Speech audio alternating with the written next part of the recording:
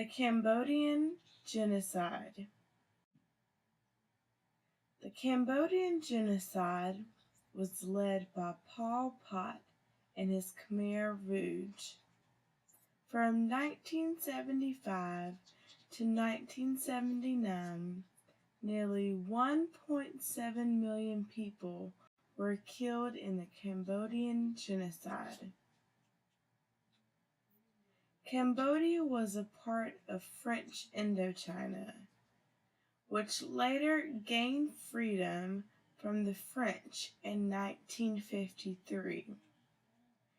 After gaining freedom, the government was ruled by a royal monarchy, and Prince Sihanouk became the leader of Cambodia in 1970. The royal monarchy was ousted due to a U.S.-backed right-wing military coup, not Pol Pot. In 1962, Pol Pot had become the leader of the Cambodian Communist Party and was later forced to flee into the jungle to escape Prince Sihanouk, the leader of Cambodia.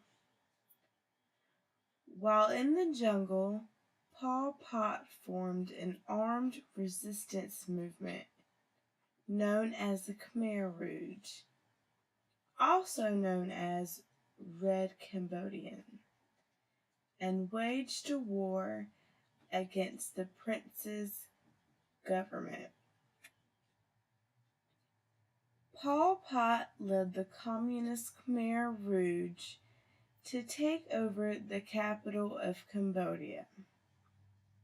Since Prince Sihanouk was ousted, he retaliated by joining with Pol Pot and opposing the military government.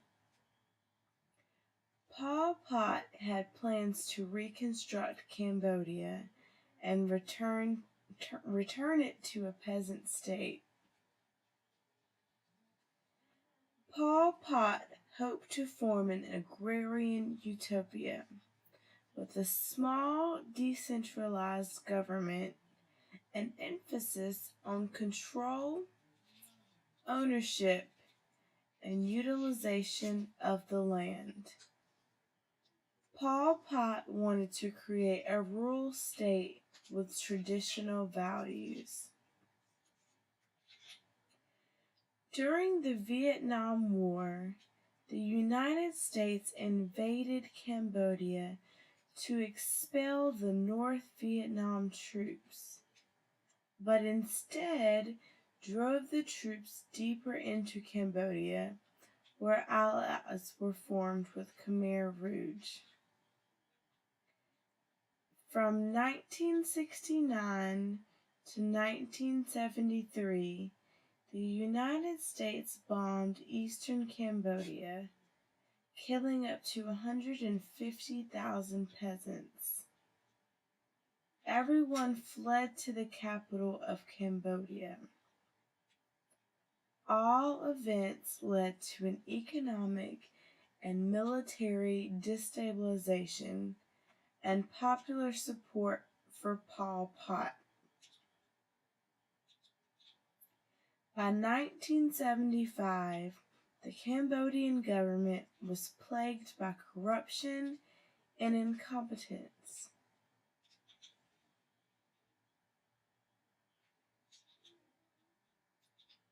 Taking Pol Pot's army marched to the capital of Cambodia, and on April 17th took control of Cambodia. Pol Pot began a radical experiment to create an agrarian utopia inspired by Mao Zedong's Cultural Revolution, which he witnessed on a visit to Communist China. He began by declaring this is year zero. and that society was about to be purified. Capitalism, Western culture, city life, religion, and all foreign influences were to be extinguished in favor of an extreme form of peasant communism. All foreigners were thus expelled, embassies closed, and any foreign economic or medical assistance was refused. The use of foreign languages was banned. Newspapers and television stations were shut down. Radios and bicycles confiscated, and mail and telephone usage curtailed. Money was forbidden.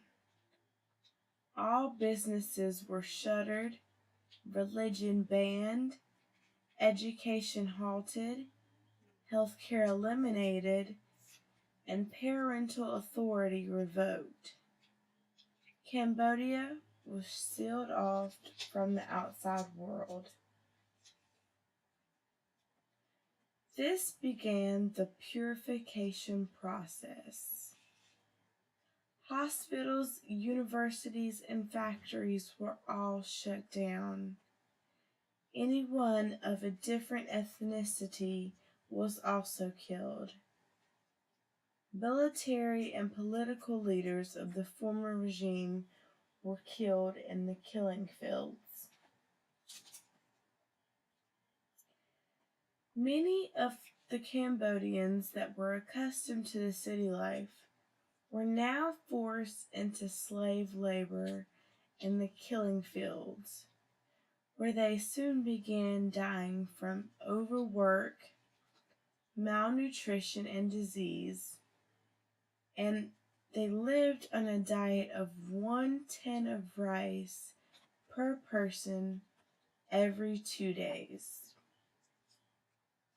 Work days in the field began around 4 a.m.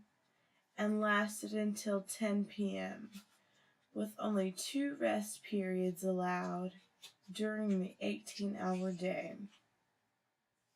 Every 10 days, there was a rest day. On December 25th, 1978, Vietnam launched a full-scale invasion of Cambodia, seeking to end the Khmer Rouge border attacks. On January 7th, 1979, the capital of Cambodia fell and Pol Pot was deposed. Pol Pot retreated into Thailand with some of the former leaders of the Khmer Rouge army and began a guerrilla war against a succession of Cambodia governments lasting over the next 17 years. In April 1998, Pol Pot died before he could be brought to trial for his war crimes. Ideology played a great role in the genocide. The Khmer Rouge believed that Western influence was corrupting their culture. Pol Pot wanted to purify Cambodia with only the subservient.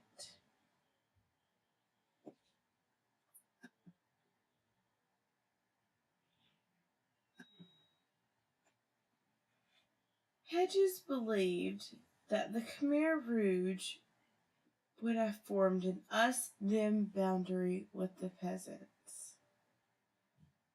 The Khmer Rouge army members and leaders thought superior to the peasants. That created a boundary that led to the dehumanization of people.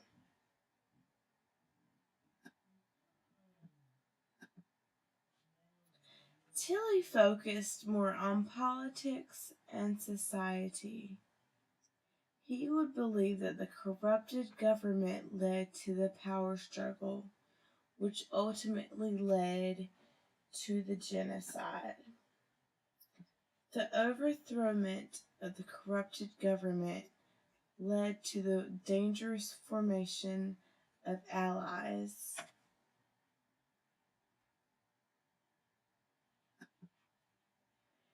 Fanon states that violence occurs following decolonization. The decolonized state of Cambodia was left to a monarchy, which was then overturned and joined forces with the Khmer Rouge, which led to the creation of a compartmentalized society.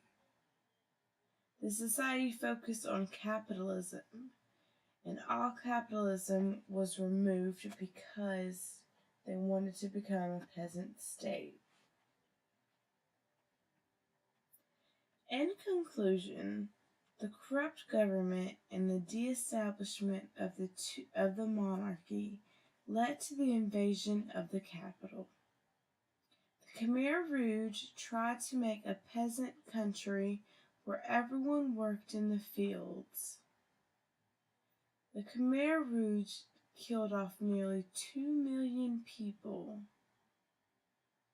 and Vietnam ended the Khmer Rouge, and Pol Pot fled the country.